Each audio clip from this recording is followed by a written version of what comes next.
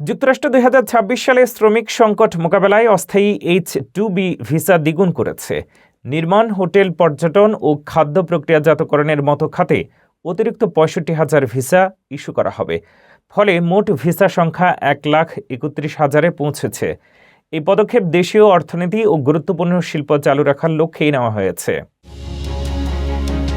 যুক্তরাষ্ট্র সরকার অস্থায়ী কর্মী ভিসা দ্বিগুণ করার সিদ্ধান্ত নিয়েছে। চলতি বছর কর্মী সংকট মোকাবেলায় অতিরিক্ত ৬৫,০০০ H-2B ভিসা ইস্যু করা হবে, যা আগের বছরে প্রদত্ত ৬৬,০০০ ভিসার প্রায় সমপরিমাণ। এতে মোট অস্থায়ী ভিসার সংখ্যা ১,৩১,০০০ পৌঁছাবে।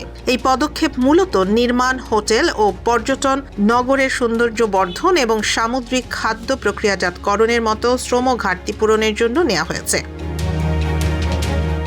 যুক্তরাষ্ট্রের চলমান অবৈধ অভিবাসন বিরোধী অভিযান এবং কায়িক শ্রম ভিত্তিক খাতের কর্মী সংকট এই সিদ্ধান্তের প্রধান কারণ। ২০২৫ সালের জানুয়ারিতে প্রেসিডেন্ট ডোনাল্ড ট্রাম্প স্বাক্ষরিত নির্বাহী আদেশের পর দেশটির বিভিন্ন অঙ্গরাজ্যে অবৈধ অভিবাসীদের গ্রেফতার ও দেশে ফেরত পাঠানো হয়েছে। এর ফলে দেশে বৈধ শ্রমিকদের চাহিদা বেড়ে গেছে।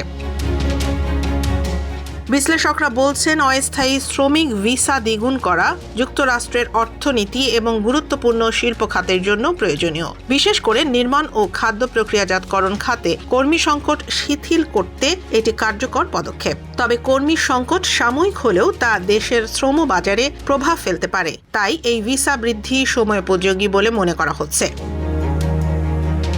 এই উদ্যোগের মাধ্যমে যুক্তরাষ্ট্র দ্রুত কর্মী সংকট কাটিয়ে দেশীয় শিল্প ও অর্থনীতিকে সচল রাখার চেষ্টা করছে।